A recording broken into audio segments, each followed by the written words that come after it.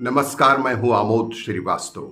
Amazing thought, amazing message, amazing information की दिशा में आज एक कदम और आगे। आज के इस दो चिंतन का विषय है भगवान शिव और दैत्य गुरु शुक्राचार्य।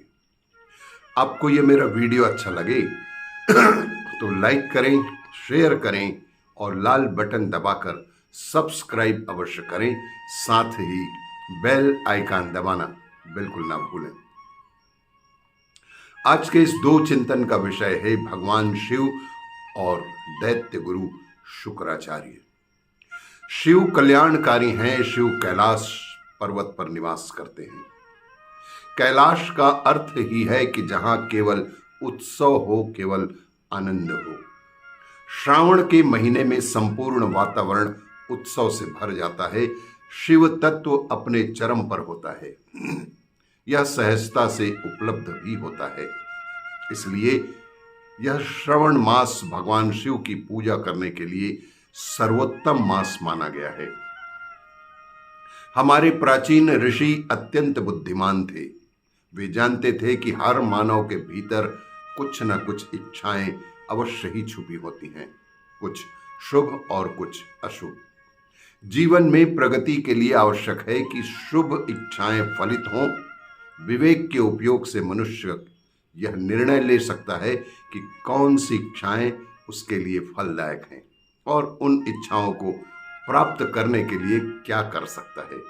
लेकिन कभी कभी ऐसा भी हो सकता है कि व्यक्ति चाहे कितना भी प्रयत्न कर ले, लेकिन वह अपनी इच्छित लक्ष्य को हासिल नहीं कर पाता है। उसे मार्ग में अनेक बाधाओं का सामना करना पड़ता है। कारण विविध हो सकते हैं, कुछ अत्यंत सूक्ष्म, कुछ अधिक सूक्ष्म नहीं। ऋषियों ने इस समस्या पर विचार किया और एक अद्भुत समाधान निकाला।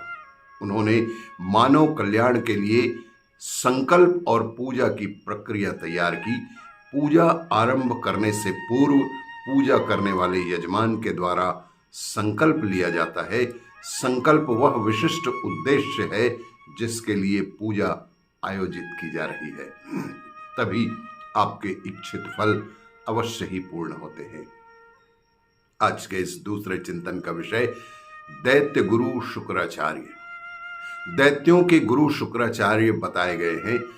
भगवान शिव ने शुक्राचार्य को मृत संजीवनी विद्या दी थी। इससे शुक्राचार्य मरे हुए दैत्यों को फिर से जीवित कर देते थे। जब दैत्य राज बलि का राज था, तब एक दिन भगवान विष्णु ने वामन अवतार लिया और बलि के पास पहुंचे। बलि अपनी दानवीरता की वजह से बेहद प्रसिद्ध थे। वे किसी भी मांगने वाले याचक को खाली हाथ नहीं लौटाने थे। राजा बलि उस समय यज्ञ कर रहे थे। बलि ने वामन देव को देखा तो वह उनके पास पहुंचे। वामन देव ने राजा बलि से सिर्फ 3 पग भूमि दान में मांगी। सिर्फ 3 पग भूमि। शुक्राचार्य वामन देव को पहचान गए थे कि ये विष्णु जी हैं, इसीलिए उन्होंने बलि को दान देने से रोकना चाहा। राजा बलि ने अपने गुरु की बात नहीं मानी और वामन देव को दान देने के लिए तैयार हो गए। उन्होंने दान देने का संकल्प ले लिया। तब शुक्राचार्य राजा बलि के कमंडल में सूक्ष्म रूप में बैठ गए, जिससे कि पानी बाहर ना निकल आए और राजा बलि भूमि दान करने का संकल्प ना ले सकें। वामन भगवान जानते थे कि शुक्राचार्य बलि के कमंडल में बैठे हैं।